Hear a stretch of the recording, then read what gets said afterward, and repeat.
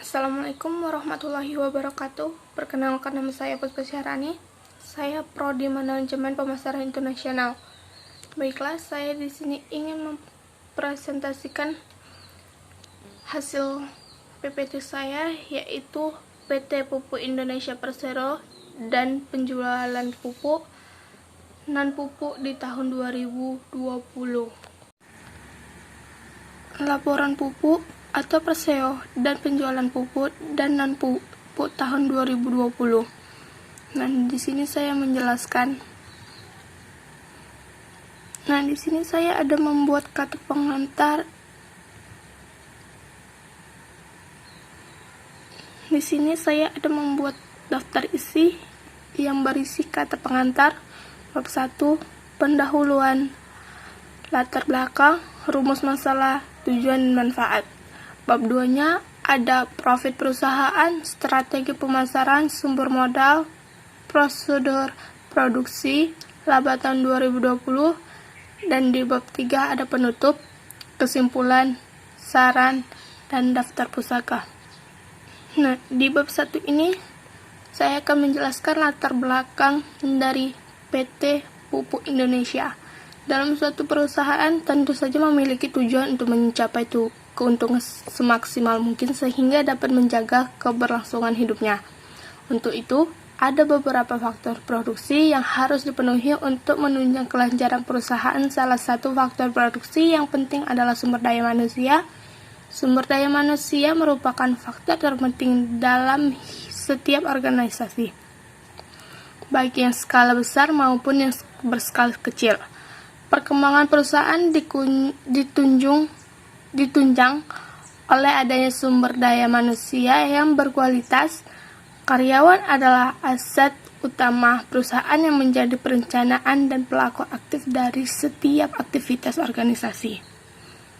Nah, secara umum, industri pupuk nasional dari dahulu sampai sekarang didominasikan oleh perusahaan badan usaha milik negara atau BUMN yang ditugaskan untuk memproduksikan pupuk sebanyak-banyaknya demi mendukung kebutuhan sektor pertanian. PT Pupuk Indonesia atau Persero atau PI merupakan induk perusahaan atau holding company yang membawakan 10 anak perusahaan yang bergerak di bidang industri pupuk dan bahan kimia atau EPC, perdagangan umum dan jasa, perindustrian dan perdagangan bidang pertanian, industri perdagangan dan jasa energi, pelayan dan jasa angkutan laut. Nah, di sini juga ada rumus masalah. Di situ saya membuat ada 3. Yang pertama, apa yang menjadi landasan pengolahan produksi pupuk Persero dari tahun ke tahun dan memberikan penurunan. Yang kedua, solusi apa yang telah didominasikan oleh perusahaan untuk mengetahui kondisi perusahaan dengan melalui uji efisien. Ketiga, bagaimana opini optik publik terhadap penanganan isu PT Pupuk Indonesia Persero. Di sini juga ada tujuan dan manfaat.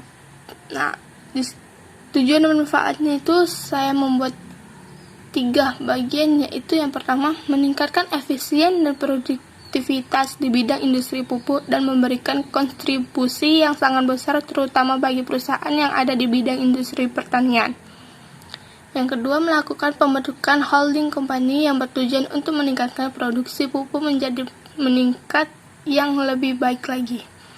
Yang ketiga, penanganan isu yang bakalan diambil oleh PT Pupuk Indonesia atau Persero adalah mengupayakan meminimalisir adanya isu keselamatan lingkungan. Nah, sekarang kita sudah memasuki bab 2, yaitu profit perusahaan. PT Indonesia Persero berawal dari PT Pupuk Sriwijaya atau Persero pada tahun 2012. Perusahaan ini yang resmi berganti nama menjadi PT Pupuk Indonesia Persero. Saat ini Pupuk Indonesia menanggungi 10 anak perusahaan yang bergerak di bidang produsen pupuk. Ke-10 perusahaan tersebut adalah PT Pupuk Kalimantan Timur atau PKT. Kedua ada PT Petrokimia Gresik atau PKG. Yang ketiga PT Pupuk Kujang atau PKC. Yang keempat, di situ ada PT Pupuk Iskandar Muda atau PIM. Yang kelima, PT Pupuk Sriwijaya Palembang atau PSP. Keenam, ada PT Mega Eltra atau ME. Yang ketujuh, PT Rekayasa Industri atau RIKIN.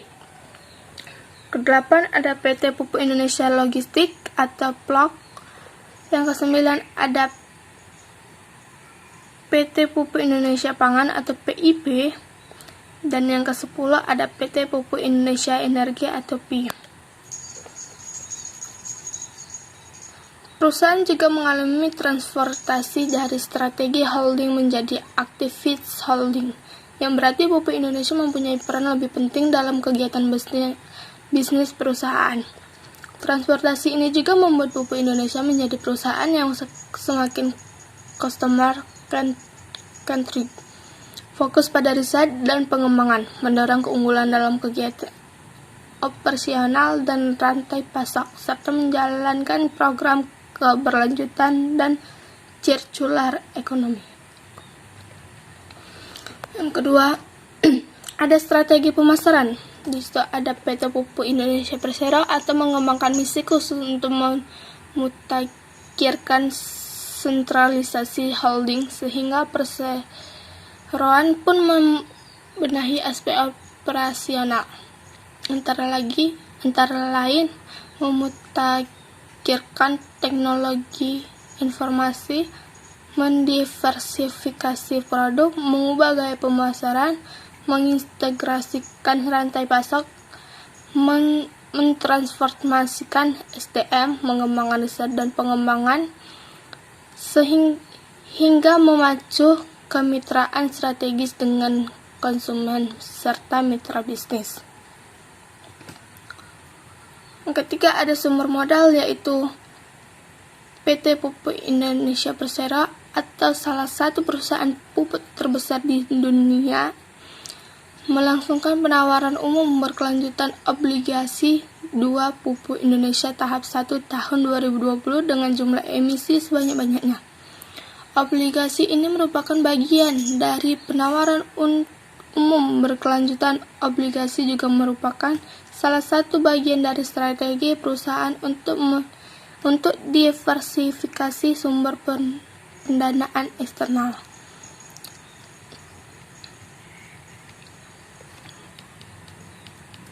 Nah, di sini ada prosedur produksi. Dan di sini saya ada membuat sebuah tabel.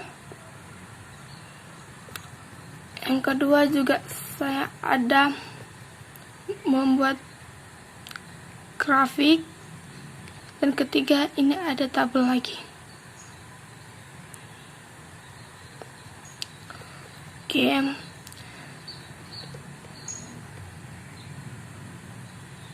Lanjut ke laba tahun 2020. Laba tahun 2020 berjalan tumbuh 11,7% menjadi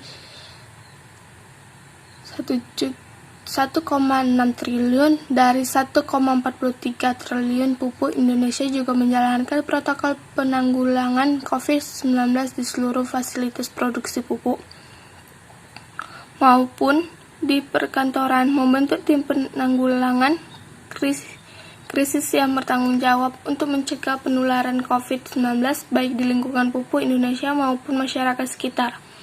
Beberapa rumah sakit yang dimiliki Pupuk Indonesia Group juga sudah menjadi rujukan dalam penanganan COVID-19 seperti Rumah Sakit Petrokemia Gresik di Jawa Timur, Pupuk Kaltim di Kalimantan Timur, Pupuk Kujang di Jawa Barat, Pupuk Sriwijaya di Sumatera Selatan, dan Pupuk Iskandar Muda di Aceh saat ini.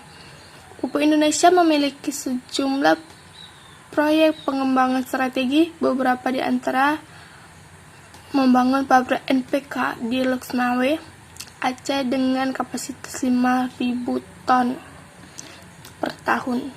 Pabrik NPK di Palembang, Sumatera Selatan dengan kapasitas 2 kali 100.000 ton per tahunnya.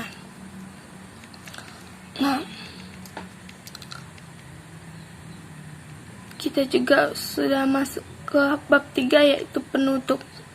Kesimpulannya, Berdasarkan analisis PT Pupuk Indonesia Persero, berawal dari PT Pupuk Sriwijaya Persero pada tahun 2012, perusahaan resmi berganti nama menjadi PT Pupuk Indonesia Persero.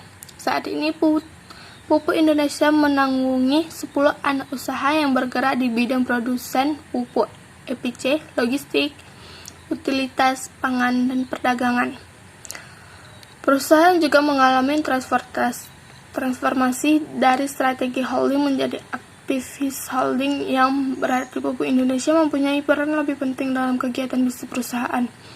Transformasi ini juga membuat Pupuk Indonesia menjadi perusahaan yang semakin customer centric. Nah, sarannya juga ada 3. Di sini saya menuliskan, yang pertama, melakukan kegiatan promosi ke industri skala besar. Yang kedua, mengembangkan produk dalam kemasan. Yang ketiga, mengendalikan perusahaan pupuk non-subsidi. Dan di sini saya juga ada menulis daftar pustaka saya.